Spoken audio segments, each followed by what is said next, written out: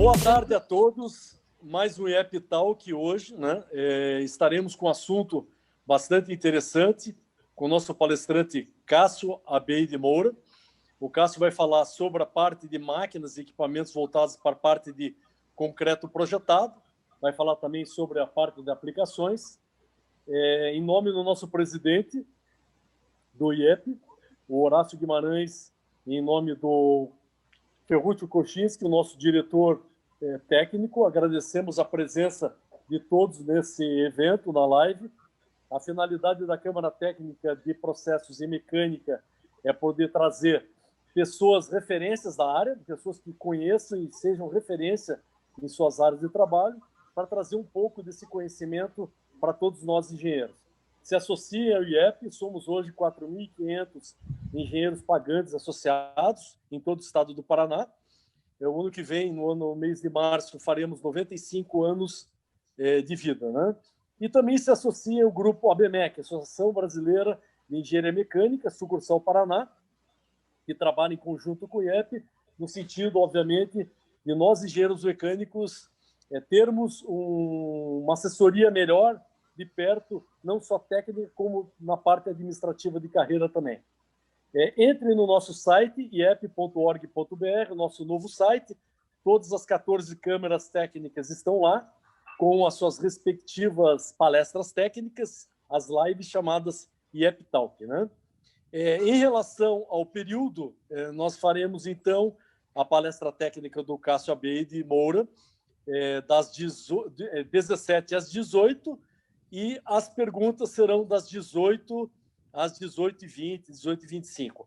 Façam suas perguntas na aba QEA, Question and Asks, ok? E agora passaremos a palavra, então, para o coordenador da Câmara Técnica do IEP, de Mecânica, Giancarlo Fedalto, que fará a apresentação do nosso palestrante. Boa tarde a todos. É um prazer, como o Antônio Moura já falou, o nosso engenheiro Cássio Moura também, ele trabalha há 25 anos já com concreto projetado, desenvolve equipamentos para isso, aplicações em túneis. Então, a nossa palestra, apesar de ser engenheiro civil, está muito mais voltada ao desenvolvimento de equipamentos, que é uma parte da engenharia mecânica, certo? E não vou deixar, digamos, não vou me estender muito, mas acho que eu quero que ele mesmo se apresente. Por gentileza, Cássio, por gentileza, faça a sua apresentação e tenha uma boa palestra. Muito obrigado. Muito boa tarde a todos. Muito boa tarde, Antônio, Giancarlo, Bruna. Inicialmente, eu gostaria de agradecer o convite feito, o gentil convite feito pelo Antônio Carlos Moura, para apresentar essa palestra para o Instituto de Engenharia do Paraná. Para mim, uma honra apresentar, pois meu pai foi sócio do Instituto de Engenharia do Paraná por algum tempo. Ele é egresso da Escola de Engenharia da Universidade Federal do Paraná, na turma de 1950. E, dessa forma, eu me sinto muito honrado e é um prazer enorme apresentar isso para vocês, tá? Apresentar, né, essa palestra sobre equipamentos para concreto projetado e aplicações, né? Eu sou formado no Mackenzie, na Universidade Mackenzie, em 1989. Comecei minha carreira na EST Engenharia e EST Industrial em 1990, né? Empresas que foram responsáveis pela introdução do concreto projetado no Brasil nos anos 1970. Participei de N obras de túneis de 1990 até hoje, tá? Inclusive as linhas 2, 3, 4, 5 do metrô de São Paulo, Rodoanel Mário Covas, Nova Descida de Imigrantes, Linha Amarela no Rio de Janeiro, e N outras, agora nova Rodovia dos Tamoios, né? Em 2005, nós criamos uma empresa chamada CPB Concreto Projetado do Brasil e incorporamos a antiga EST Industrial nela, né? E continuamos o desenvolvimento e fabricação de equipamentos para projeção de concreto e sistema de suporte de escavação no Brasil com tecnologia brasileira, né? Sou diretor do Comitê Brasileiro de Túneis, né? E representante do Brasil no Working Group 12 da International Tunneling and Underground Spatial Association, que é Sprayed Concrete Use, ou seja, uso do concreto projetado. Bom, sem mais delongas, vamos começar. O que é concreto projetado? Esse é o concreto projetado. É o concreto transportado por um mangote e aplicado, projetado por meio de ar comprimido. Então, é um processo altamente dependente de equipamentos. Então, vocês estão vendo o concreto projetado sendo aplicado aqui numa abertura de um túnel de pequeno porte. Inclusive, todo o emboque foi projetado. Cássio não está aparecendo. Não tá aparecendo. Tem que fazer o share ali embaixo na setinha verde. Compartilhar o teu PowerPoint. Aqui nós já temos um robô projetado a controle remoto, né, que a gente chama de RoboJet, fazendo o trabalho do mangoteiro. Ainda não está aparecendo, Cássio. O que eu tenho que fazer? Tem que ir no botão verde embaixo e compartilhar a tua tela. Espera um pouquinho, Como a gente fez antes ali. Ah, não estava aparecendo, desculpe. Espera aí. Não. Um botão verde embaixo. Share screen. Isso. Ah, tá. Desculpe, viu? Ok. Deixa eu voltar. Perfeito. Agora deu. Agora põe no módulo apresentação. Tá. Mas eu vou voltar aqui primeiro. Pronto. Ok? Bom, a minha leitura do meu currículo, vocês conseguiram perceber, né? Tá certo. Então, agora vamos lá. Tá funcionando? Funcionando. Perfeito. O som do vídeo apareceu? Não. Não. Como é que faz? Eu não consegui resolver isso É só também. clicar em cima do vídeo. Tá bom. Bom, o que é concreto projetado? Né? É o concreto transportado por meio de mangote e aplicado, projetado por meio de ar comprimido. Transportado por mangote e projetado por ar comprimido. Então, aqui nós temos com vocês o concreto projetado. Você tem um túnel sendo feito, tá certo? Sendo executado, um emboque de um túnel. Todo o emboque também foi tratado com concreto projetado de chumbadores, né? À esquerda daria para ver a capelinha de Santa Bárbara, que é a padroeira dos tuneleiros. E aqui está aplicando. Aqui você já tem a mesma aplicação executada já de forma mecanizada, com o que a gente chama de robô. Tá? É um robô a controle remoto. O controle remoto está na mão do operador e ele está revestindo a escavação de um túnel de grande porte. Aqui também um túnel de médio porte, sendo executado manualmente por meio de uma manipuladora. Aqui um shaft grande no metrô de São Paulo. Vejam a tela, que é a armação do concreto projetado, uma tela bastante densa, né? É uma bomba de alta produção por via úmida. Então, vocês já tiveram uma ideia do que é o concreto projetado, né?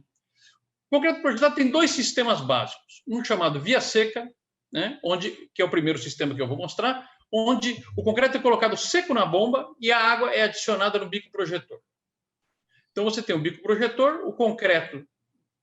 Você abre a água começa a ser injetada por esse dispositivo chamado anel de água, o concreto está vindo da bomba, a partir da passagem do concreto pelo anel de água, você está incorporando a água de amassamento do concreto necessária para a reação nele. Certo? Isso nós estamos falando de velocidade de 30 metros por segundo, mais ou menos, que é a velocidade em que o concreto projetado está passando por ali. Então, aqui nós temos uma exemplificação do processo de via seca. Então, o operador, que a gente chama de mangoteiro, está controlando a água que vai no bico. Aqui, ele não é armado, está sendo armado com fibras sintéticas. Então, você não tem armadura metálica instalada. O concreto já vai com sua própria armadura incluída nele. O outro sistema é chamado de via úmida, ou seja, o concreto já chega à bomba com toda a água necessária já misturada na betoneira.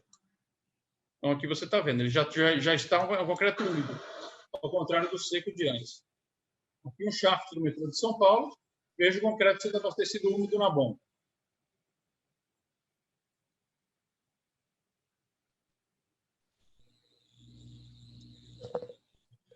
Bom, o concreto projetado ele já tem 100 anos, está em pleno desenvolvimento. Eu acho que agora ele está chegando ao início da sua maturidade, mas ele é um processo que já tem mais de 100 anos. Ele foi inventado em 1907, foi desenvolvido pelo naturalista norte-americano, não era um engenheiro, um naturalista chamado Carl Ackley. O Carl Ackley era o diretor do Museu de História Natural de Chicago e queria fazer o quê? Modelos e ambientes e modelos de animais em concreto. Então, ele criou um processo, patenteou esse processo, onde ele fazia uma estrutura e projetava o concreto, e depois ele dava uma esculpida nesse concreto enquanto ele não estava solidificado o suficiente para fazer esses animais. Então, aqui a gente tem a máquina original do Carl Ackler. Tá? Você tem um redutor aqui embaixo, né? Um rotorzinho. Nada mais é que um injetor pneumático. Você coloca o concreto aqui na câmara A, fecha a câmara A, abre a câmara B, esse concreto cai na câmara B, a câmara B é pressurizada, ele cai nesse rotorzinho sob pressão e é enviado para o mangote. Né? Então, aqui você tem a entrada de ar, né?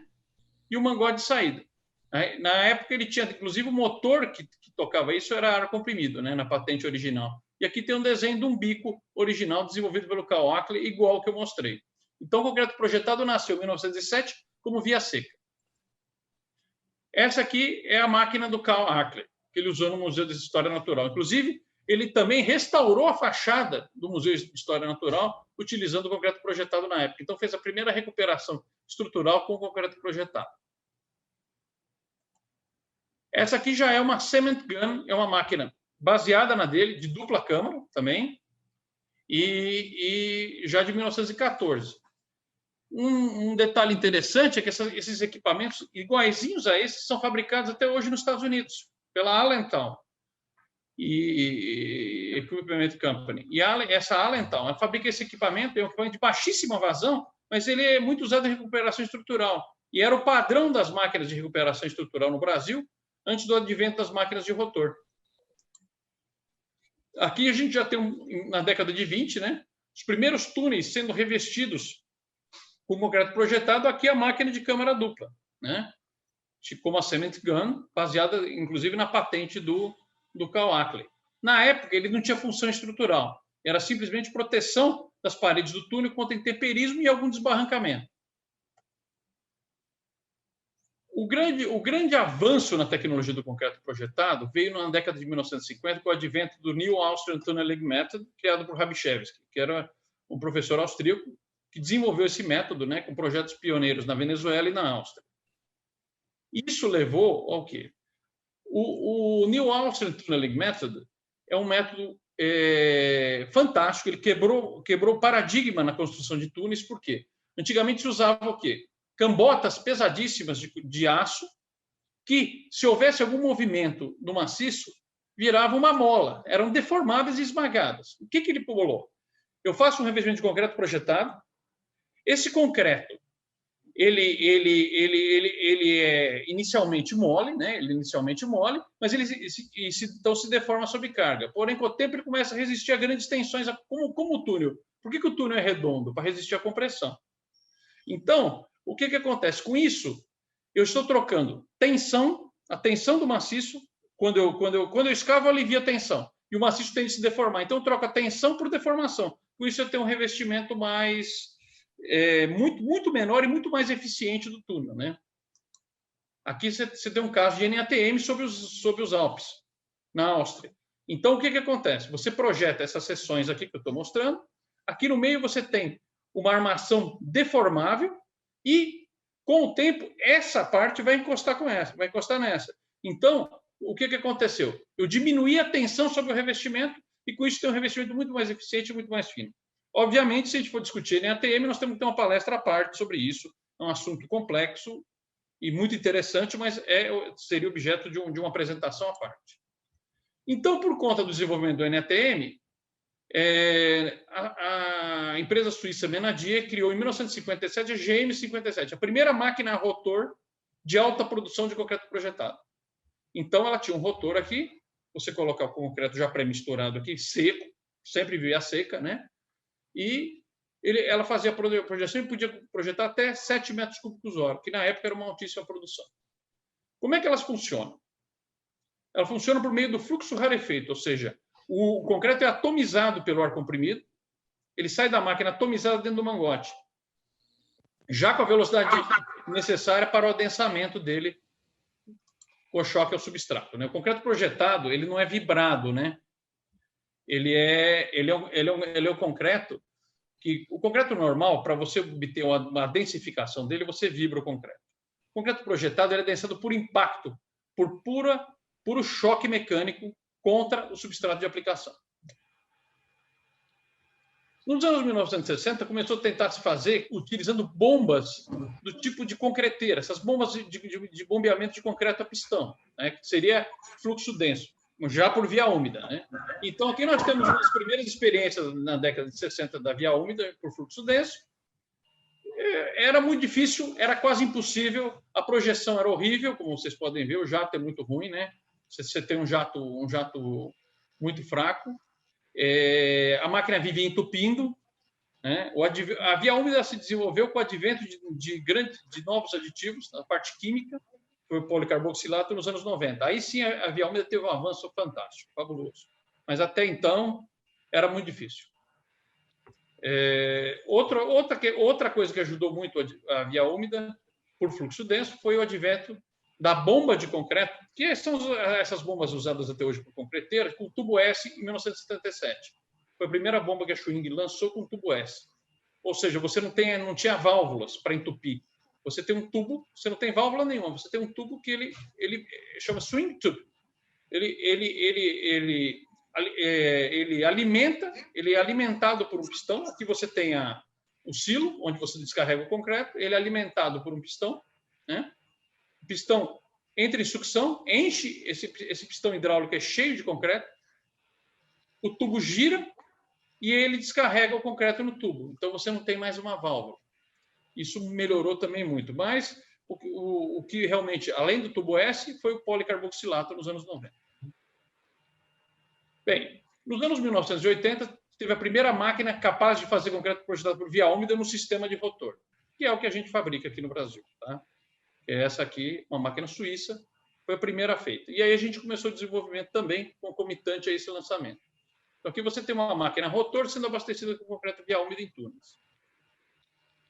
Na década de 80, final da década de 80, começaram a ser construídos os primeiros robôs para projeção de concreto utilizando controle remoto, ou seja, você não tem mais o homem segurando o mangote, você tem uma máquina hidráulica, né, com controle remoto. Qual é a vantagem? Eu posso aumentar as vazões, ela não se cansa, ela alcança grandes alturas e eu tenho um ganho de segurança, porque onde eu tenho uma situação instável, eu não sou obrigado a colocar o homem debaixo de uma situação instável, eu coloco um braço mecânico. Então, isso aqui é um robô novo de nossa fabricação, né? Moderno, tá? Com uma bomba também nossa, a rotor aqui na frente. E são vários tipos, tem vários sistemas, e você tem que ver, para cada tipo de túnel, você tem um tipo de robô diferente, né? Você pode fazer um robô diferente e adequado à sua necessidade. Bom, o concreto projetado, por ser adensado por impacto, o que acontece? Ele tem uma perda que a gente chama de reflexão. Então, quando eu estou fazendo a projeção, o que acontece? Eu tenho lembra daquela equação da quantidade de movimento, Q é igual a mv, massa vezes velocidade. Então, eu tenho uma alta velocidade, na faixa de 30 metros por segundo, e eu tenho um choque mecânico na parede. Então, a parte, ou seja, o agregado graúdo do concreto, a brita, é refletida, ela cai. Isso na primeira camada. Depois, ela vai sendo incorporada ao revestimento à medida que você vai engrossando ele. Né? Então, aqui, o que seria a reflexão? É o que cai pelo choque mecânico. Existe um outro tipo de perda, chamado desplacamento. Mas, por exemplo, uma coisa que influi muito na reflexão, além da vazão de ar comprimido, além do traço, é o ângulo de projeção. Então, em túneis grandes, o robô permite que você tenha um ângulo de projeção ideal, ou seja, 90 graus do substrato. O desplacamento é quando eu encho uma cambota toda de concreto, eu terminei de encher isso, e aí passa-se 2, 3 minutos, isso aqui pega e cai. Vai todo aqui para baixo.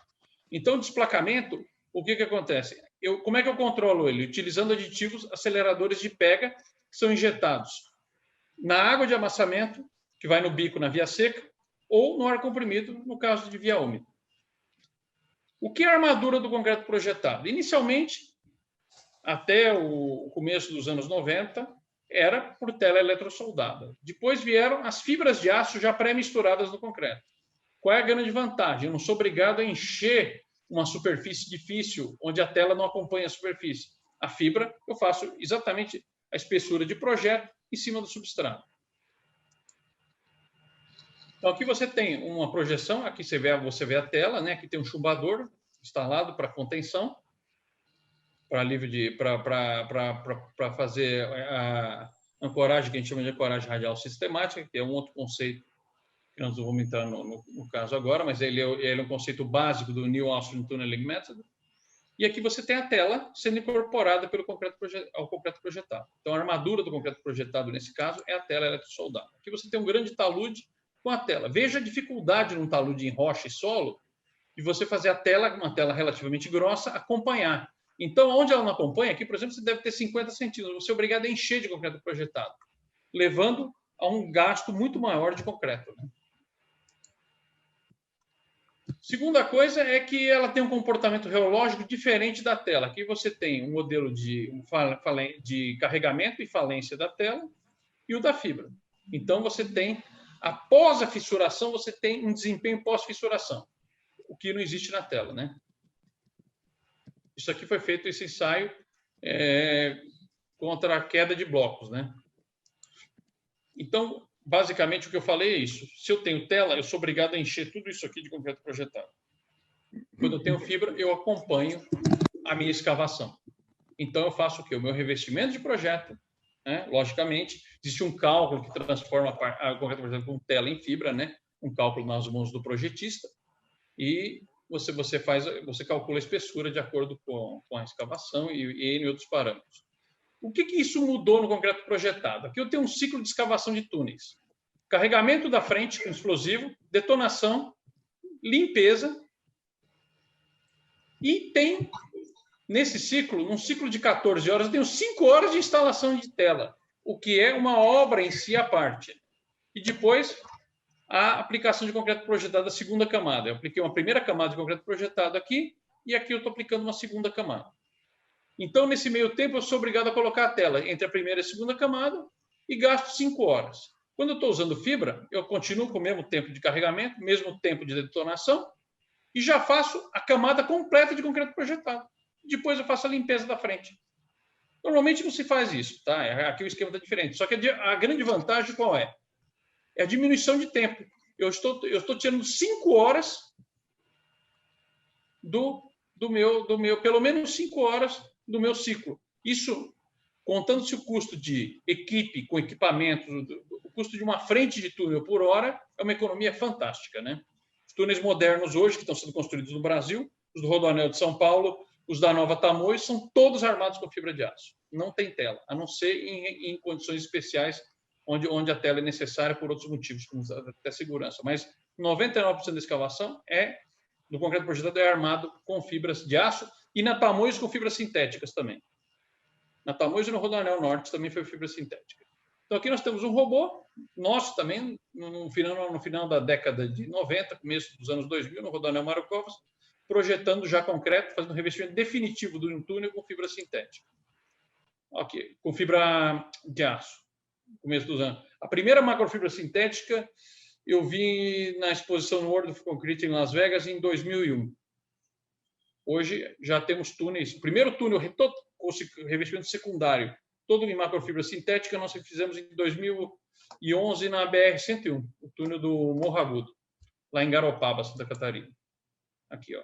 Aqui é o revestimento secundário do túnel, ou definitivo, né? Mas no caso ele é secundário, porque o revestimento primário ele é solidário ao primário. Então, você tem uma economia aí nessa brincadeira. Tá? Mas ele já foi feito totalmente com fibras sintéticas. Vamos falar de equipamentos, né? Como estamos na Câmara de Mecânica, vamos ver se a gente dá um foco mais de equipamentos. Principais tipos de equipamento. Nós temos as bombas a pistão, que só trabalham com concreto via úmida, que é igual ao concreto que vocês usam. E temos a bomba rotor, que hoje faz via seca e via úmida no mesmo equipamento, né? E esses desenvolvimentos que nós fizemos. Então, vou falar rapidamente do fluxo denso. De via úmida, eu tenho uma bomba pistão, que é uma bomba de concreto que você vê da concreteira, só que a da concreteira não serve, porque ela tem que ser adequada a concreto projetado, ou seja, ela não pode ser uma bomba para 50 metros cúbicos hora, que você não consegue projetar 50 metros cúbicos hora. Ela tem que ser uma bomba adequada ao seu output. Segunda coisa, você não deve fazer fluxo denso, concreto, por exemplo, fluxo denso manual, só com robô, porque o risco que o operador corre é muito grande. Então, você tem um mangote totalmente cheio de concreto e você tem uma injeção de ar no bico. E tem o espaço do bico aqui para tirar o concreto de um escoamento laminar e lento, praticamente zero de velocidade, para os 30 metros por segundo que a gente precisa para adensar o concreto projetado.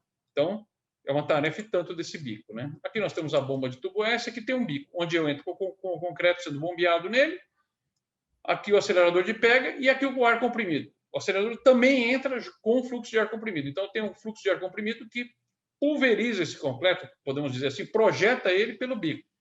Só que eu tenho esse espaço aqui praticamente, mais um pouquinho aqui com o empuxo, com o fluxo, para acelerar o concreto. Então, aqui você tem uma bomba de concreto, tá? A pistão, aqui tem os pistões dela. Então, a bomba ela tem um motor diesel, um sistema hidráulico, sendo abastecida para concreto projetado. É uma bomba pequena, por quê? Porque lá está sendo feito manualmente. Aqui nós temos um robô projetando o concreto também para o fluxo denso. Esse robô é nosso. Peraí, deixa eu ver aqui. Bom, agora vamos entrar no sistema tipo tambor de revólver ou rotor, que é capaz de projetar por via seca e por via úmida. Então, o concreto já sai atomizado de dentro da máquina. Ou seja, na saída da bomba em qualquer lugar do mangote, onde eu cortar o mangote, eu já tenho concreto projetado em condições de ser aplicado contra o substrato. Como é que ela funciona? Eu tenho um rotor, um tambor, ou rotor, né? Tenho 2 discos de aço endurecido que protegem esse rotor do desgaste e 2 discos de borracha fixos. Esses 2 aqui, os de aço, giram solidários ao rotor. E os 2 de borracha fazem a vedação no rotor, porque ele está pressurizado com ar comprimido. Então, esses discos fazem a vedação. Então, aqui nós temos vários tipos de rotor em diversas máquinas, desde uma máquina bem pequena para recuperação estrutural e pequenas contenções, até as máquinas grandes para túneis grandes, né? Aqui nós temos um rotor de praticamente 4 litros, com um rotor de quase 20 litros. Então, como é que funciona a bomba? Vamos lá. Você carrega a bomba com o concreto já pré-misturado, seco ou úmido, ok? Esse concreto cai numa câmara do rotor que está girando aqui. Aqui embaixo nós temos um redutor pesado, né? Você tem altos torques aí na faixa de 15 toneladas metro, nas bombas muito grandes, né? Porque isso aqui gira devagar, a rotação aí é 10, 7, 5 RPM, e você está tremendamente comprimido contra 2 discos de borracha. Então você tem que ter um torque muito alto para gerar isso. Por quê? Para se vazar, se você não tiver um aperto suficiente, você vai ter vazamento. E aí você perde toda a eficiência do sistema. Então o material cai na câmara, continuando a explicação. Material, vamos voltar. O material cai no silo, do silo vai para a primeira câmara do material, é colocado no silo, do silo vai para a primeira câmara do rotor. Esse rotor está girando, então essa câmara carregada chega a uma posição de disparo, onde o primeiro jato de ar comprimido dispara para um dispositivo chamado corpo de descarga, e no dispositivo seguinte, chamado cone de saída, um segundo jato de ar comprimido acelera o material já com a velocidade final por dentro do mangote. Então, aqui nós temos uma projeção aqui, no começo dos anos 1970. Essa aqui é a primeira pista da Rodovia dos Imigrantes, com a máquina Menadier, suíça, fazendo uma projeção de concreto. Aqui tem o símbolo da Este, né, que era a empresa original. E aqui está sendo feita a projeção nesse túnel da Imigrantes e dos de 1971, 72. Veja que o material é seco e o acelerador de pega, não existia acelerador líquido ainda, não existia sistemas de dosagem de acelerador líquido.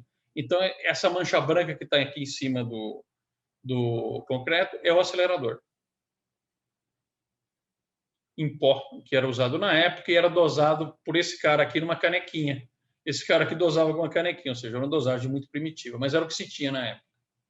Aqui já temos... Agora eu vou começar a falar da evolução dos equipamentos, né, nosso.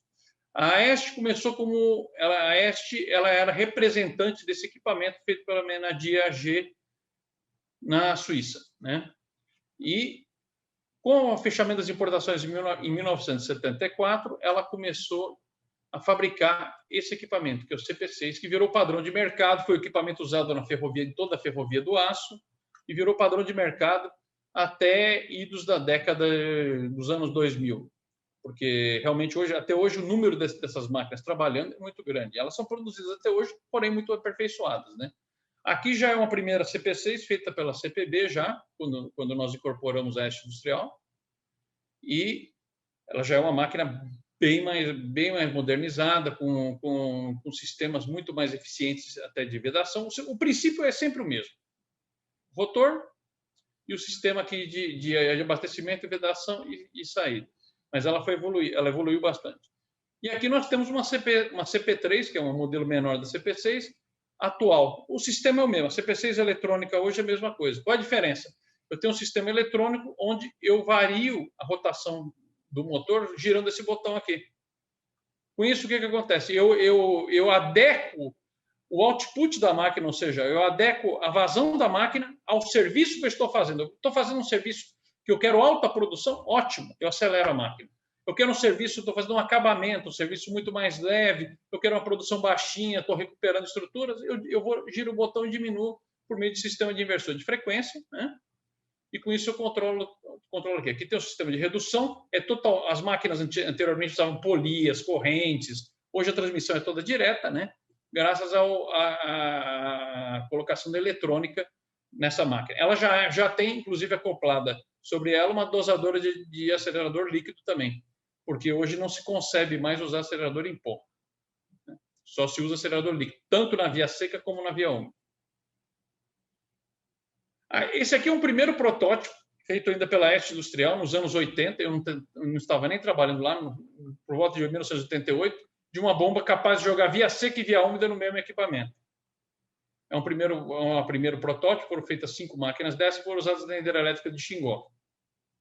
Esse já é o primeiro protótipo que já nós fizemos nos anos 90, esse aqui de 1995, já é uma máquina de grande produção e que veio a se tornar CP15SU, ou seja, projeto em seca e úmido. Essas máquinas têm controle de velocidade do rotor por meio de motovariadores de polia variável. Então, esse volante você vai mexendo, é que nem um câmbio CVT. Você vai mexendo e vai apertando ou aumentando a folga das polias, elas são variáveis, cônicas, e vão ajustando a velocidade do rotor. Essa aqui também já é dos anos 90, já mais do final dos anos 90. Aqui você vê o dispositivo de variação de velocidade, com o motor elétrico aqui, o redutor aqui embaixo. Já é uma máquina também que faz via seca e via úmida. O protótipo é uma CP10 do final dos anos 90, já com a dosadora de aditivo peristáltica acoplada sobre ela. Essa aqui já é uma CP10SU. Essa aqui já é uma CP10SU com o Moderna, com a dosadora. O sistema de variação está aqui embaixo, tá? O sistema de variação de transmissão todo aqui embaixo. Então, o operador pode subir aqui para olhar o silo, para ver o que está acontecendo. A diferença das máquinas que fazem via seca e via úmida é todo um sistema de abastecimento e compressão do rotor diferente. Você tem também o sistema de aceleração de mistura também, é bem diferente, bem mais sofisticado. Hoje é o padrão da máquina de via úmida e via seca. Você tem máquinas dessas trabalhando nas grandes obras de túnel do Brasil todo. Túnel de Petrópolis tinha 2, esse túnel grande de Petrópolis. Essa aqui é uma CP10 moderna, né? Vocês podem ver, é a máquina que eu estava mostrando ali atrás. O sistema de saída dela, ela tem saída para mangotes de até 3 polegadas. E eu tenho a CP15, que é a máquina que a gente acopla muito nos robôs, embora elas possam trabalhar manualmente também. Por quê? Nós fizemos um grande trabalho para domesticar essas máquinas, ou seja, antigamente essas máquinas de via úmida davam grandes socos, elas tinham pulsação de mangote. Nós mexemos em toda a parte de abastecimento de ar comprimido e de compressão para que essa pulsação diminuísse. Então, eu tenho uma projeção contínua, como vocês vão poder ver. Aqui eu tenho um robô mais novo nosso, né? É um caminhão robô com tração totalmente hidráulica. Ele é totalmente hidráulico. O sistema é muito interessante. O motor diesel, toda a parte de movimentação do caminhão é diesel. Eu parei o caminhão, eu ligo ele na tomada e ele funciona com o sistema elétrico. Para quê? Para não ter um motor diesel gerando poluição dentro do túnel. Aí a parte de projeção e patolas dele é totalmente a diesel. Tem uma plataforma hidráulica aqui na frente também que desce a bomba. Para você movimentar a bomba, ela sobe. Para poder abastecer facilmente com o caminhão betoneiro, ela desce. Ela é colocada aqui também por meio desses pistões hidráulicos aqui. E o interessante é isso. Aqui ele tem 2 reservatórios para acelerador líquido, ele leva 1.000 litros de acelerador líquido para não ter que sair do túnel toda hora para reabastecer de acelerador líquido. Ele já leva o seu próprio acelerador junto com ele. Essa aqui é uma vista aqui da parte de usinagem da nossa fábrica, né? Toda a usinagem dos equipamentos é CNC. Eu não tenho muitas fotos, mas o sistema de corte de chapa é a plasma e laser, também CNC. E todo o sistema de usinagem também, hoje nosso, é CNC. Só tem a parte mecânica para os grandes redutores que nós fabricamos tudo. Nós somos extremamente verticalizados. Então, nós fabricamos até os redutores debaixo da máquina, que eu tenho que ter uns tornos grandes carcaceiros, que não estou mostrando aqui. Bom, aplicação mecanizada, os robôs. Esse é o primeiro robô que a gente construiu para o Rodoanel Oeste, foi usado no túnel do Rodoanel Oeste. Era o maior robô que tinha no Brasil, por isso que ele foi chamado lá, porque se usava o concreto com fibra de aço e a fibra tinha 30 milímetros de comprimento. Então, ele era um robô, como a máquina CP15 SU tem câmaras muito grandes, o que acontece? Ele permitia que a fibra passasse sem entupir a bomba. Este já é o robô moderno que eu acabei de mostrar para vocês. E aqui nós temos vários robôs trabalhando. Esse é o robô que eu mostrei anteriormente, para vocês trabalhando dentro de um túnel no Rodoanel Norte. O RoboJet CPB 2000 é o mais sofisticado que nós temos. Esse também é outro RoboJet, o 1500. Todos esses dois têm sistema de paralelismo, ou seja, eu coloco um braço e faço uma espessura toda. O controle está na mão do operador. Eu tenho controle remoto tanto com fio como sem fio. Esse já é um robô especial para ser usado na frente de escavação, inside drift. Ele é pequeno, montado num trator pequeno e está enchendo uma cambota, ou seja, uma escavação em solo. Eu uso a cambota quando eu estou escavando em solo, não em rocha. Olha o concreto, sendo abastecido na máquina aqui por via úmida. Aqui eu tenho um robô grande também trabalhando num túnel do Rodoanel, esse do Rodoanel Leste.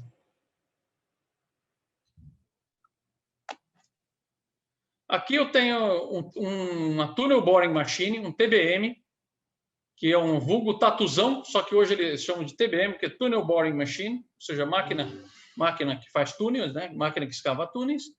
E ele é um TBM para rocha, alguns tipos de solo, e ele tem um robô para projeção de concreto instalado aqui em cima dele. A bomba está aqui dentro dele, né? Nós tínhamos uma bomba CP15 num TBM similar a esse que escavou debaixo da Serra do Mar. Ele fez o túnel do projeto Gastal debaixo do maciço da Serra do Mar para ligar aquela instalação de gás lá de Caraguatatuba até São José dos Campos, por baixo do maciço da Serra do Mar pela Petrobras. Outros usos. Suporte de escavação em superfície, contenção e estabilização de taludes. Vamos lá. É um dos usos. Agora vamos entrar em aplicações. Então, aqui você tem a tela, estou demonstrando novamente. Aqui a aplicação. Aqui está sendo aplicado por via seca. Então, o mangoteiro está controlando.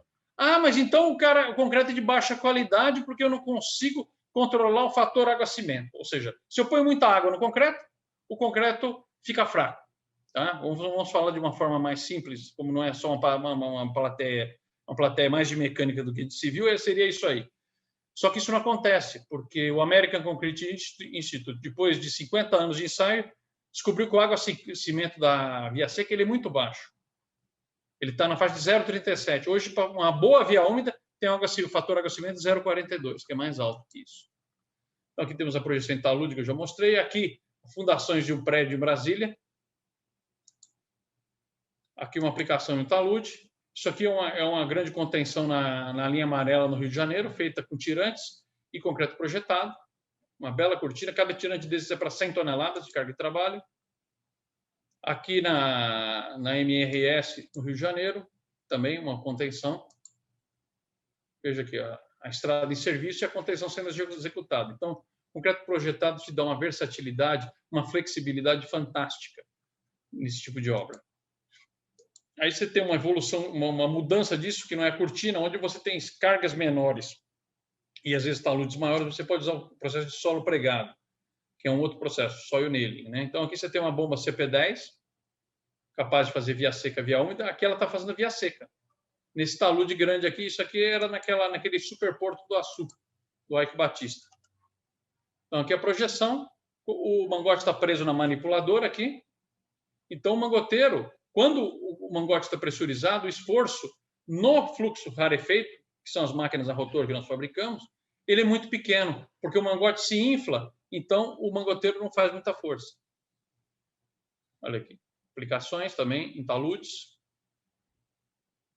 Aqui a máquina sendo abastecida com concreto, né? A dosadora está funcionando aqui. Como ele está fazendo via seca, o que está passando aqui dentro da dosadora é a água, toda a água de amassamento que vai no bico. Aqui uma projeção também, que é a máquina sendo abastecida e o concreto sendo executado. É também uma CP10 mais antiga ainda. É uma máquina do final dos anos 90, meados dos anos 2000. Não é uma máquina muito atual, mas o sistema é basicamente o mesmo, né? E ele está projetando por via úmida. Essa aqui é uma contenção em Paranapiacaba. Você tinha essa situação de talude, aplicou o concreto projetado com chumbadores e você estabilizou. E aqui a linha férrea correndo tranquilamente. E o trem passando. Esses aqui são os chumbadores que você colocou. O soil nailing é um processo onde você mescla concreto projetado com chumbadores para obter uma estabilização do talude utilizando um efeito de conjunto. Ao contrário da cortina, onde você tem a concentração de carga em um tirante, não. Aqui você busca um efeito conjunto, um efeito casca que faz a contenção. Aqui a cortina pronta. Embaixo você tem tirantes de maior carga, aí na faixa de seus 50 toneladas, por tirante, cada cabecinha dessa é um tirante. Aqui você tem solo grampeado, com tirantes leves e concreto projetado. Tudo aqui foi feito em concreto projetado, desde a cortina até o solo grampeado intermediário. Agora vamos falar em suporte de escavação em subsolo, que são os túneis, né? Então, isso aqui é um túnel em primeira fase do rodoanel, escavado, né? Isso aqui é o overbreak, né? Foi feito por drill and blast, ou seja, por explosivos em rocha, né? Então, sobrou esse overbreak aqui, com a primeira camada de concreto projetado aplicada. Só para vocês verem como é que é o ambiente de trabalho, então, é um ambiente muito hostil, um ambiente que tem muita umidade, tem muita água, tem muito pó quando você está abrindo o túnel. Esse túnel já tá vazado, então você tem menos poluição, já dá para tirar uma foto. Mas quando o túnel está em escavação, ou seja, a frente está fechada, tem todo o sistema de ventilação que está colocado também, e isso aí torna o ambiente mais agressivo, né? E o próprio concreto é um material agressivo, então os equipamentos têm que ser extremamente robustos, extremamente resistentes, né? E a mão de obra também, ela é uma mão de obra bruta. Apesar da sofisticação dos equipamentos, o pessoal que opera tem que ser um sistema muito resistente. Aqui também um túnel revestido em concreto projetado. Aqui um poço sendo revestido por concreto projetado via úmida. É um poço aqui do metrô de São Paulo, ali no Mackenzie, perto no estacionamento, antigo estacionamento do Mackenzie, na rua Piauí. Esse poço tinha 40 metros de profundidade, foi todo revestido pela Camargo Correia com equipamento nosso. Aqui tem uma vista superior. Olha aqui o poço já no final. A bomba estava aqui embaixo, a bomba de concreto projetado, né? E a gente estava abastecendo ela por meio de um tubo tremonha. Então, o concreto descia pelo tubo tremonha. Você tinha duas etapas, porque existe um fenômeno... Olha a bomba aqui embaixo. Um fenômeno chamado de segregação gravitacional do concreto. Então, você não pode descer com ele solto por uma distância muito longa. Então, a cada 15 metros, você tem que fazer alguma coisa para evitar que ele segregue. Então, você faz em duas etapas. Está aqui ele abastecendo a bomba aqui no fundo do poço. Esse poço chegou a ter 40 metros, chegou no final a 40 metros de profundidade. Aqui a aplicação do concreto por via úmida no fundo do poço. Ele foi todo feito utilizando equipamento nosso pela Camargo Correia. Aqui um túnel de acesso de barragem. Aqui a mesma foto do Rodoanel Oeste, né? Aquele primeiro túnel com revestimento secundário todo em fibra de aço, armado com fibra de aço, ou seja, sem tela. Aqui um túnel lá também em na BR-101, lá em Maquiné, no Rio Grande do Sul, também revestido todo em concreto projetado. Aqui uma aplicação manual no teto de um túnel alto, numa manipuladora. Veja aqui como é que é. Isso é uma aplicação de argamassa para impermeabilização também por meio de concreto projetado. Uma argamassa via seca, um sistema nosso patenteado. Aqui eu tenho outros usos. Concreto refratário, em siderurgia e petroquímica.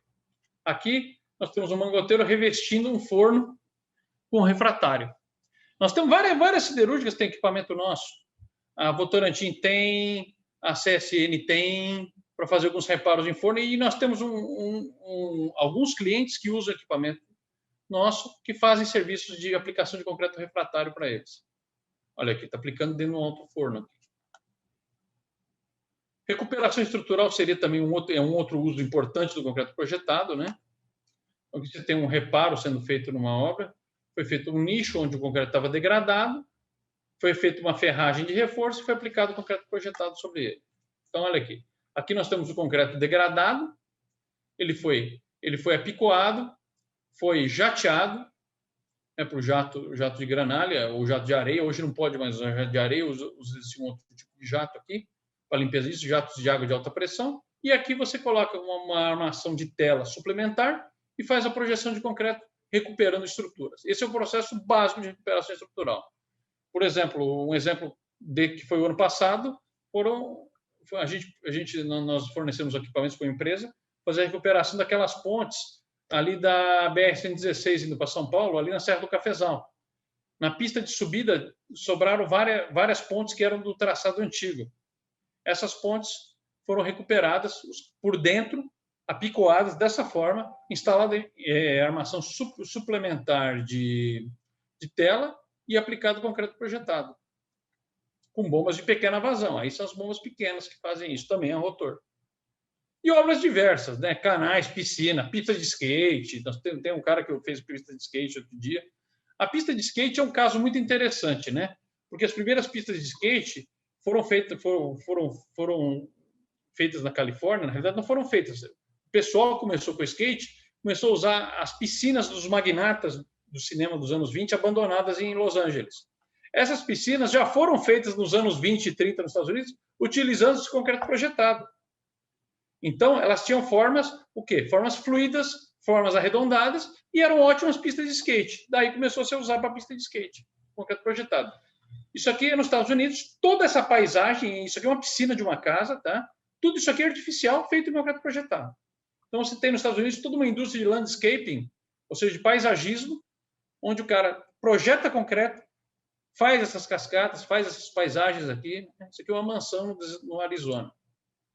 Aqui, isso aqui já foi feito com equipamento nosso também, no meados dos anos 90. Foi feito por via seca. Isso aqui era no antigo resort, tinha um resort em Arraial da Ajuda, chamado Summer, não me lembro mais o nome do resort. E ele fez o quê? Fez uma espécie de um parque aquático, utilizando concreto projetado, fazendo os canais todos em projetado. Inclusive, hoje tem muitas fotos, eu acabei não colocando, por questão até de tempo, né? O Canal do Sertão, hoje, boa parte dele é revestido com concreto projetado. Não só os túneis, mas boa parte dos canais também são feitos. Por quê? Porque eu não preciso de forma. Eu escavo, a minha própria escavação é a minha forma. Aqui uma piscina, num resort nos Estados Unidos, também sendo feita em concreto projetado. Veja, eles estão usando bastante tela com armadura, né? Então, aqui ele projeta e desempena. Projetou, desempenou, e ele está fazendo a piscina. Qual é a forma dele? A escavação. Ele não precisa fazer forma. Então, aí você tem uma economia de tempo muito grande, de dinheiro, né? Você concretou com forma, você tem problema de vibração desse tipo de forma, porque o que se faz quando concreta esse tipo de forma? Você é obrigado a concretar o piso num dia e fazer a parede no outro. Então, se a união não for boa, você pode ter um vazamento nessa obra. Olha aqui a obra pronta.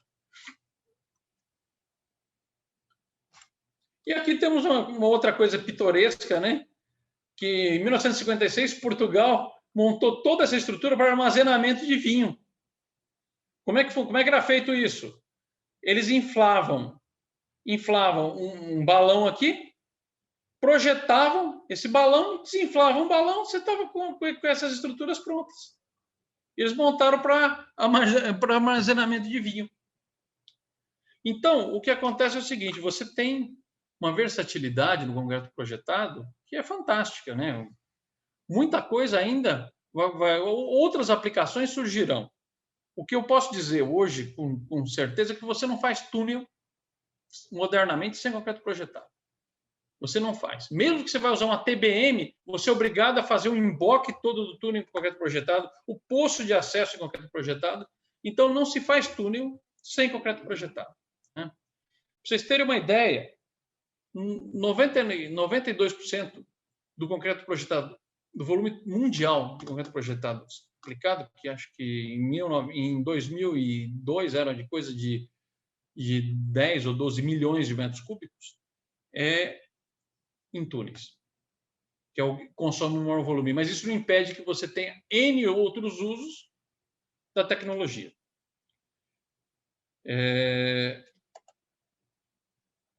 Chegamos ao final, eu acho que eu ainda estou em tempo, né, Moura? E estou dentro do tempo, porque eu acho que a melhor parte do webinar é justamente a interação entre os colegas que estão nos assistindo e a gente, para a gente poder conversar, bater papo, esclarecer e até aprender alguma coisa. Mais uma vez eu quero agradecer ao Moura e ao João Carlos. Parabéns pela apresentação, muito boa mesmo. Muito bom mesmo, Cássio. Eu estou realmente... Excelente apresentação, Cássio, parabéns. Tenho certeza que teu pai está muito bem representado nessa continuidade, tanto na parte de equipamento quanto na parte de conhecimento voltado à aplicação do concreto projetado. Né? Legal. Vamos começar com as perguntas, então. Giancarlo? Temos alguma pergunta? Já é uma grande coisa. Não, olha, eu fiquei bem curioso, realmente. Quando você falou a questão do pistão, eu não conhecia, eu sempre tive curiosidade de saber como é bombeado o concreto. Depois falou que tinha aquele rotor, fiquei pensando, deve ter pulsos. E você falou que não tem mais pulsos, né? A pulsação diminuiu. Porque o concreto úmido, já hidratado, ele é um fluido de difícil bombeamento. Ele tem problemas de bombeamento grandes. E na projeção, quando ela é manual, o que acontece? O pulso é um problema, né? Porque você pode arremessar um homem longe. Sim. A energia do processo é muito grande. Nós estamos lidando com energia muito grande. Apesar de no fluxo rarefeito, ou seja, na bomba rotor, eu tenho pressões no mangote. Se eu furar o mangote em qualquer lugar, minha pressão não passa de 2, 2,5, 3 bar no máximo. Tá? Não é muito alta, mas eu tenho uma vazão alta. Ou seja, eu transformei a energia do ar comprimido, que entra na bomba com 8 a 10 bar, normalmente. Né? Hoje tem compressores até de 12 bar, que já estão sendo usados. Isso é melhor, que amplia o transporte, a distância de transporte da gente. Uma parte da energia é transformada em movimento, né? Acelerada a partícula. Então, você cai a pressão. Mas isso é muito importante. Se você não tem pulsação, a pessoa que está trabalhando trabalha tranquila. E aí o trabalho fica muito menor, com muito menos desgaste físico, né? Isso até para o robô é melhor. Porque se você tem pulsação num robô, numa projeção com robô, você começa a fazer bolotas na parede do túnel, por exemplo, ou do talude, se você estiver aplicando. Então, quanto mais regular ficar a máquina, melhor, né? No caso da bomba de concreto, que você estava falando, a pistão, né? Que você ficou curioso, Giancarlo, não é isso? Exatamente. No funcionamento dela, né? Você tem 2 pistões e eles são abertos. Eles estão sempre abertos, eles não têm tampa e nem válvula. O que acontece? São pistões hidráulicos. Então, o silo está cheio de concreto. Quando o pistão recua, ele faz vácuo e enche o cilindro de concreto. Então, aí, o que acontece? Quando o cilindro está cheio, o tubo S vira e ele pressiona. Então, só que não é contínuo isso. Você não tem uma projeção tão contínua e você está lidando com pressões de mangote, como o fluxo é denso dentro do mangote, se houver um bloqueio, você chega a 90 bar. Por isso que a gente não recomenda de forma alguma que você faça fluxo denso manual. O risco é muito grande. Se for fazer manualmente, tem que usar mangote com malha de aço, que é pesadíssimo. Você pode contratar um incrível Hulk como mangoteiro para segurar. Por isso que a gente recomenda que se use só robô nesse caso. Sim, imagina que o peso, inclusive no mangote, o peso do concreto deve ser Sim, é enorme num fluxo denso. Porque você tem um mangote cheio. No rarefeito, eu tenho o quê? O concreto atomizado em alta velocidade. Então, a hora que eu começo a projetar, o mangote fica leve. Não é o peso de um mangote cheio de concreto, entendeu? É concreto com ar, que é o caso da bomba rotor, que é o equipamento que a gente fabrica. E que a gente foi desenvolvendo com o tempo, né? Então, hoje elas não pulsam mais, elas têm uma capacidade de vazão muito boa. Eu tenho bombas até 17 metros cúbicos hora. Aquela bomba CP15 que está equipando o robô, eu consigo, por meio do sistema de variação de velocidade de rotor, projetar de 6 a 17 metros cúbicos hora no mesmo equipamento, sem mexer em nada nele. Tanto via seca como via úmida. Entendi. Faço uma pergunta. No sistema de vedação, que você falou dos discos de aço, e a vedação é feita com um disco de borracha em cima e embaixo, correto? Certo, correto. Tá. Levando em consideração que nós temos um produto totalmente abrasivo, né? Qual é a vida útil que tem esses discos ali para fazer a vedação? Varia muito. É muito interessante a sua pergunta. O que acontece?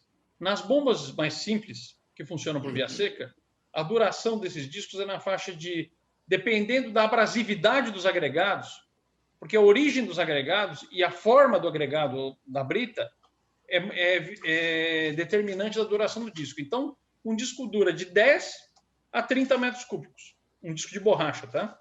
Só que esses discos permitem que eles sejam retificados e reutilizados, entendeu? Então, isso nesse caso. As bombas que fazem via seca e via úmida, elas têm um sistema de injeção de lubrificante no disco. Então, eu chego a durações de disco na faixa de 100 metros cúbicos, em alguns casos, contando as retíficas do disco, né? Mas é uma aplicação limite. Tanto para o aço, engraçado isso, né? Eu sou obrigado a trocar o disco de aço e de borracha ao mesmo tempo.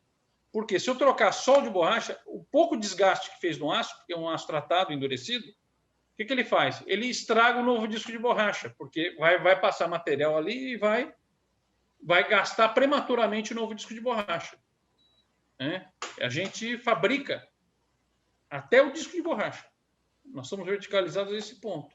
Por quê? Porque é uma aplicação limite. Pergunta, Cássio, qual é a dureza dessa borracha em shore?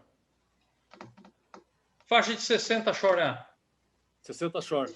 E essa retífica é feita pelo cliente lá no campo de trabalho ou é feito por você? Pode ser feita pelo cliente no campo de trabalho, se for difícil, mas eu faço na sede. Todo disco pronto, ele é pré-retificado, ele já é retificado. Ao sair do sistema de vulcanização das prensas, ele vai para a retífica, para ter uma vedação perfeita. Eu tenho retíficas grandes, tá? Tipo Blanchard, mas muito grandes. Pra você ter uma ideia, para manter a geometria das máquinas, eu retifico os subconjuntos. Depois de pronto, o subconjunto de chassi, ele é feito, ele é soldado, gabaritado, e depois eu ponho ele inteiro na retífica. Eu tenho retífica com mesa de 1,5 metro. São retíficas tipo Blanchard, de alta velocidade rotativas. Então, eu faço retífica para muitos clientes. Excelente. Mas ele pode fazer na obra. Você falou também que a parte de engrenamento, lá o redutor, é tudo feito diretamente pela empresa, né? Sim. Porque não existiam redutores no mercado para isso? Primeiro problema, você não tem um redutor, você encomenda o redutor. Aí você vai atrás de uma peça de reposição, o cara não tem. Eu não posso não ter uma peça de reposição. Meu cliente está numa obra com uma equipe cara, numa frente cara de túnel, e eu não posso não ter uma peça, pedir 20 dias de entrega. Então, o que acontece? Nós fomos desenvolvendo o redutor básico da máquina, o redutor pesado que fica embaixo da máquina, que gira o rotor, né? Que é um rotor de rosca sem fim. Esse redutor é todo fabricado pela gente, dimensionado pela gente. Então, nós temos redutor de 1 para 42 e 1 para 14. São alguns, 1 para 13, se não me engano. Tá? Mas são redutores pesados, de alto torque. Então, eu tenho todo o sistema lá, feito lá, para poder ter reposição. Preciso ter reposição para o meu cliente. Eu não posso deixar o cara na mão. O cara comprou um equipamento e está longe, fazendo um trabalho onde a hora da equipe dele custa muito caro. Não Entendi. Meu material. Hoje que você comentou, Cássio, você comentou também ali para segurar o mangote, os robôs, né? Quais são as vantagens que você tem na aplicação do robô e manual? E no caso da aplicação utilizando o robô, você falou que tem o sistema wireless, ou seja, Wi-Fi, né? Um Sim. sistema sem indicação e o sistema com cabo. Por que esses dois sistemas diferentes? Pelo seguinte, primeiramente, vamos começar pelo fim da sua pergunta. Os sistemas de controle remoto foram evoluindo com o tempo. Então, você tem cliente que não quer sistema sem fio no túnel, na sua obra. Ele tem medo disso. Tanto de robô como bomba de concreto. Então, você tem sistemas normais, com manípulos, e controle remoto com fio. Ele tem medo disso. Tem gente... Aí, com a evolução do sistema sem fio, hoje, eu sou fã do sistema sem fio. Nossos melhores controles hoje são sem fio, são proporcionais. Eu controlo os nossos robôs, eles têm comandos hidráulicos proporcionais, totalmente proporcionais, né? E acionados de forma proporcional também pelo controle remoto, tá? Então, você tem os dois sistemas. Eu, pessoalmente, eu gosto muito sem fio. Eu acho até mais seguro. Porque se ele perder a conexão, ele para a máquina na hora. Ao contrário do fio. Pode acontecer um acidente, né? Se ele perder a conexão. Exatamente. O fio, você tem caminhão passando dentro do túnel, escavadeira passando dentro do túnel. Então, você corre o risco de estragar, passar por cima, quebrar esse link do fio. Então, eu prefiro realmente, em termos de manutenção, o sistema sem fio hoje em dia. Ele está muito confiável. Mas isso aqui é um pioneirismo nosso, tá? Grandes fabricantes internacionais não têm sem fio. Eu fiz os primeiros sem fio aqui e o resultado é excelente. Nós tínhamos 3 máquinas... Então, tem uma bomba hidráulica de deslocamento variável, e aí você, para cada cilindro hidráulico que você tem uma válvula hidráulica de controle proporcional para conseguir essa parada precisa no ponto. Exatamente. Eletrohidráulica, uma válvula eletrohidráulica proporcional. E tenho a bomba é uma bomba, tem alguns que são fixas, outros são bombas variáveis, tá? Com retorno, um sistema de retorno, tá? E você tem esse sistema, ele é totalmente proporcional. E eu tenho também no sistema do bico vários motorizinhos hidráulicos também no braço, tá? Tem motores também que fazem vários movimentos, porque a gente gosta de usar o que a gente chama de cabeça triaxial.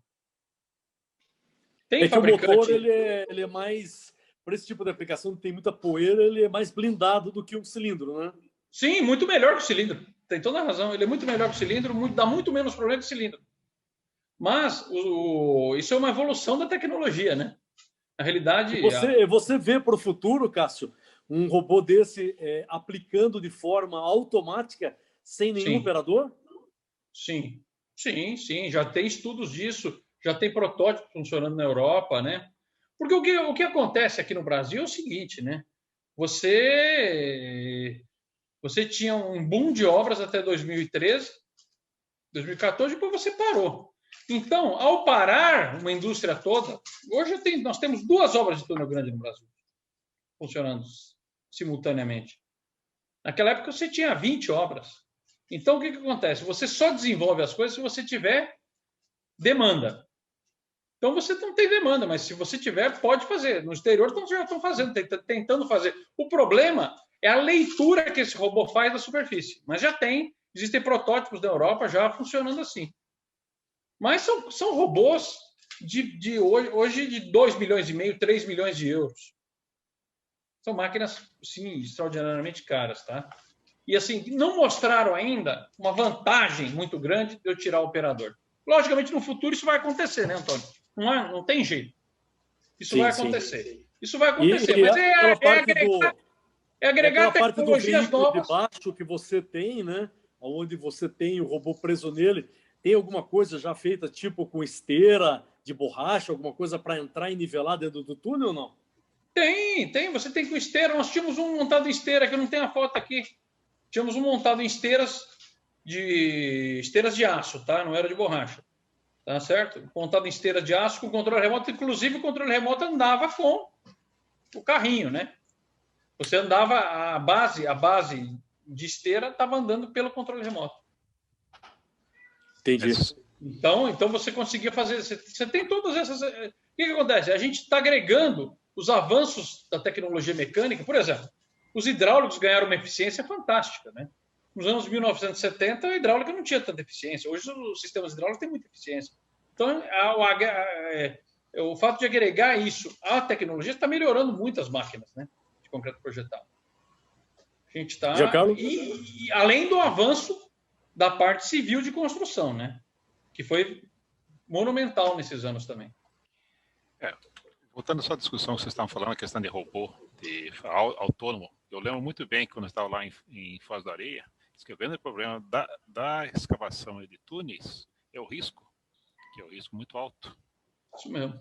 Então, se você tiver realmente escavadores que não necessitam a parte humana estar próxima, quer dizer, você perde o risco, mesmo com valores altos, como você falou, 2 milhões, uma coisa, talvez futuramente se justifique. Sim, o que se faz hoje? O que se faz hoje, Giancarlo? O cara vai, posiciona o robô na área perigosa e ele fica fora. Então, ele vai projetando o que ele está vendo. Às vezes tem cara que coloca até um espelho, coloca-se uma câmera. É mais difícil, tá? Mas o robô permite que, como o braço avança, o operador está aqui atrás do braço, no chão, andando e vendo o que está sendo feito lá na frente. Então, ele está fora da área de risco. A não ser que você tenha um túnel muito instável, onde não é o risco o que a gente chama de frente de escavação, o avanço. Então, você está falando do exemplo da Foz do Areia. Tá? Então, o avanço ali devia ser o quê? 1,5 m a 2 naquele túnel. Vai, 2, 3. Então, você tem uma área de risco do quê? De 3 metros, 4 metros. Para trás, o risco é mínimo, desde que o túnel esteja se deformando de acordo com o previsto. Exatamente. Se você não estiver deformando de acordo com o previsto, sai correndo, tá? Porque tem uma pedra do tamanho de um Fusca em cima de você. A gente tem a instrumentação nos dá a instrumentação do fechamento da escavação, chamada convergência, ela nos dá o quê? À medida que isso aqui está convergindo, a gente tem uma expectativa de convergência, que é um projeto, é um cálculo, uma estimativa de mecânica das rochas, mecânica de solos, que vai ser a convergência daquele túnel. Se isso aqui começar a acelerar demais, você pode ter um colapso. Aí você tira todo mundo, tira o equipamento que puder, entendeu? Mas, normalmente, a área de risco dentro do túnel é justamente essa frentezinha. Então, o robô, por exemplo, aquele robô que eu te mostrei, o braço dele tem 5 metros e pouco. Então, ele vai tranquilamente lá embaixo, projeta, reveste, fecha a frente, se você quiser, a frente de escavação, para você ter segurança. E aí o pessoal entra a escavadeira, faz a limpeza e tudo mais. Essas máquinas te dão uma boa margem de segurança, né? Sim. Que ajuda muito. O Paulo e o João Augusto aqui estão parabenizando você pela excelente palestra. Muito obrigado pela atenção. Fico muito feliz que você tenha gostado. Giancarlo? Não. Eu não tenho mais perguntas. Eu gostei muito, realmente. Cássio, a palestra uma pergunta. Foi excelente. Em relação à parte de rolamentos utilizado no eixo vertical, né? Que tipo de rolamento que são usados? São rolamentos cônicos. Cônicos. Nos eixos verticais das bombas, é rolamento cônico. Para você poder ter um ajuste. Eles são cônicos de uma pista só ou não? De uma pista só. A gente tem que... Quanto mais rígido... Por isso que a geometria nessas máquinas é fundamental. Se eu não tenho uma máquina geometricamente muito perfeita, por isso que eu retifico o subconjunto. Se eu não tenho isso aí com uma tolerância muito pequena, a máquina nunca vai funcionar direito. Porque ela sempre vai vazar. E como é que é a lubrificação desse conjunto? Normalmente com graxa. O de cima com graxa e o de baixo em banho de óleo. Porque o redutor tem um banho de óleo, né? Ele está dentro do óleo. Esse graxo que é bico graxeiro ou não? Bico graxeiro. E a rotação é muito baixa. É baixa? A rotação é 5 a 15 RPM. Então, a graxa resolve muito bem. Exato. Alto torque com baixa rotação. Alto torque com baixa rotação, isso mesmo. Em termos de acionamento mecânico, na saída do mangote, qual que é a pressão mesmo que você comentou que sai? Na bomba de rotor, a rotor, ele sai entre 2 a 3 bar de pressão, só que com alta velocidade. Entendeu? Que é o sistema que a bomba de concreto projetada, ela é a rotor. A outra é uma bomba de concreto para encher para encher laje, para encher estruturas de concreto, que é adaptada para fazer concreto projetado, entendeu? Essa de fluxo denso, se houver um bloqueio dela, a pressão chega a 90 bar. Você já viu bomba de concreteiro explodir mangote? Isso acontece, entendeu? Então, com certeza o operador acaba se machucando nisso, né? Sim. Isso levou... Teve um acidente feio na Vale do Rio Doce, uma coisa de uns 6, 7 anos atrás, e a Vale proibiu o uso manual de fluxo denso, só em robô. Por isso que hoje na Vale, uma parte das obras é tudo fluxo rarefeito, bomba rotor. Por uma questão de segurança do operador, entendeu? Você não tem segurança, não adianta você... Lá fizeram uma coisa assim absurda, né? O cara pegou, estava bombeando concreto, juntou no I, fez um Y, a gambiarra que começaram a fazer, fez um Y, entrava com ar comprimido nesse Y, mais 20 metros de mangote comum, mangote de baixa pressão. Só que você pulverizava, você atomizava uma parte do concreto projetado, uma parte do mangote, e o restante que estava sendo bombeado entra em escoamento laminar no mangote de baixa pressão, até formar um entupimento no bico. E aí explode na mão do cara. Mas tem gente fazendo isso hoje. Tem cara em Minas Gerais fazendo isso. E achando que... Porque um bico fluxo denso manual é pesadíssimo. Além do mangote ser pesado, como o Giancarlo colocou, o bico também é muito pesado. E você não tem esse efeito... Porque o bico de fluxo rarefeito da bomba rotor, a hora que ela está projetando, ele fica leve. O próprio ar infla aquilo. Você tem um efeito de diminuição de peso. Ele mesmo se estica, entendeu? Você tem o empuxo que o jato de concreto faz com que ele levante. Então, você tem uma diminuição desse peso. Mas também, acima de 10 metros cúbicos hora, eu não recomendo fazer manualmente de jeito nenhum. A não ser que você contrate o Incrível Hulk. Ok. Cássio, em nome do Horácio Guimarães, nosso presidente, e o Ferruccio Kochinski, nós agradecemos em nome do Instituto de Engenharia do Paraná a tua presença. Excelente apresentação, tá? Eu, pessoalmente, gostei. Creio que o Giancarlo e os participantes também que estiveram no evento gostaram também, né? Amanhã estará, então, esse link no YouTube, eu te passo, para você poder estar divulgando para os seus clientes, para a rede de contatos, né? Porque foi hoje mais dedicado ao equipamento mecânico e suas aplicações, né? Certo. Ok? Antônio, eu quero te agradecer muito, agradecer ao Instituto de Engenharia do Paraná, agradecer a você pelo convite, ao Giancarlo, tá? É um prazer enorme fazer essa apresentação, foi um prazer enorme fazer essa apresentação para vocês e me coloco à disposição de vocês, se quiserem fazer alguma outra coisa baseada em algum detalhe desse, para túneis, concreto projetado para túneis ou coisa assim, eu estou à disposição de vocês. Cássio, muito obrigado. Você deu uma boa aula para nós. Olha, abriu bastante o meu leque de conhecimento em concreto. Muito obrigado mesmo. Bom, gentileza sua. Foi um prazer. Foi um prazer. Daniela está mandando um abraço para você também.